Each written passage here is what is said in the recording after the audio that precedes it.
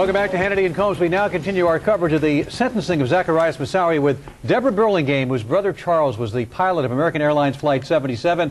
Peter Gadiel, the president of the board of 9/11 Families for Secure America, whose son James worked at the World Trade Center, and Fox News legal analyst Peter Johnson. We're also joined on the phone by David Beamer, whose son Todd was aboard United Flight 93, about which there was a movie out now that we've talked about on the show as well. Debra, let me go to you and ask you about your response, your reaction to the sentencing today. Well, I think that examining the votes on the mitigating evidence, that there must have been 3, perhaps 4 jurors who decided that Moussaoui's role was limited, they didn't have operational knowledge, right, and somehow that overcame the aggravating. And I think if that's the standard they're going to use, then 15 of those hijackers would probably get life sentences as well. Of course I'm disappointed. I want this guy put away. I want him shut up forever. And he said war is propaganda. He'll now have years and years and years through the appellate process of continuing sending his message to the jihadi world. He'll be put away forever. Isn't that part of the deal? And are you pleased with the result? No. If anybody ever deserved the death penalty, this is the man. And if not him, then who? And once they decided he was guilty and had knowledge of the plot in advance and didn't reveal it, then that made him as much a part of the plot as Muhammad Atta, and he certainly deserves to be put to death. The only comfort I take is the fact that I think he's a very weak man, and I suspect that 23 hours in a cell for the rest of his life every day is going to be something that will break him down. David Beamer, where do you stand on this? Do you agree with what's been said so far? I think the jury are fellow Americans that gave up a big part of their life and a whole lot of energy with this ongoing trial. I respect what they did. I like to think that also, although I am disappointed, frankly, I like to think that it's not like he avoided the death penalty and got life. I hope that in truth what he got is a life sentence, which means he's entitled under that to oxygen, food, security, and nothing else. And that's pretty much the way it could be, Peter, right? I mean, this guy's never going to see the light of day. He will spend the rest of his life in prison. And some would say that could even be a more damaging sentence that he's got to live with himself. Well, unfortunately, I don't think so, and I'm not here to disagree with Mr. Beamer or anyone else on this panel. I'm sitting with heroes and survivors of heroes, but it's small solace, and it's not enough to say that we're a nation of laws and that we have a better system. I think our jury failed us in this case based on the evidence that I'm aware of in terms of this case. How they could say the mitigating factors outweighed the aggravating factors based upon the testimony that was heard that was absolutely chilling is disturbing, and it sends a bad signal around the world.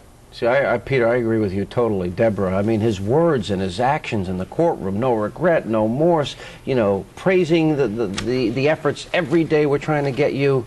I mean, this is right in front of the jury. What are they talking about? And also, you know, I really reject this idea that somehow as Americans we have to be better than murderers and show them mercy.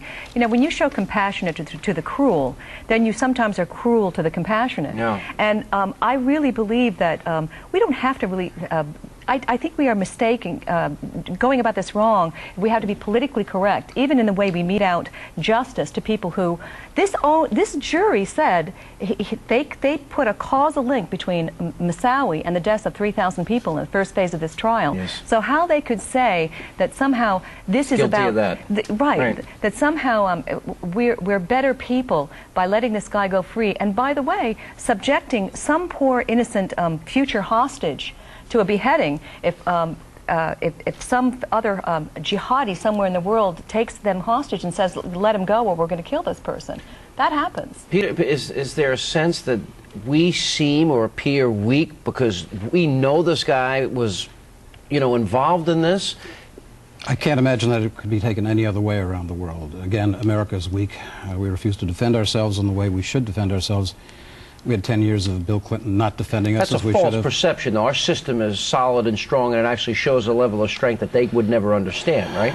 I think the symbolism here can't be escaped. The man is alive. He's going to breathe. My son and 3,000 others are not going to be awakening every day. Can I ask you about one question before I go to... I want your take on this, Peter. I don't know how you both go on. I tried... You lost your son.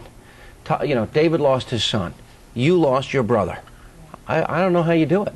I mean, you live with this every day.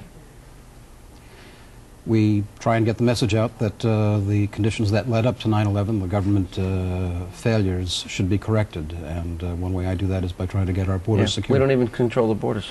Oh, we're at war. I never forget that. That the people who perpetrated this crime, many of them are still at large, and there are others who want to do it again. Peter, I wanted to get you a quick response. The President said, in essence, today that we have a justice system that's tempered with mercy. He obviously said that with a heavy heart.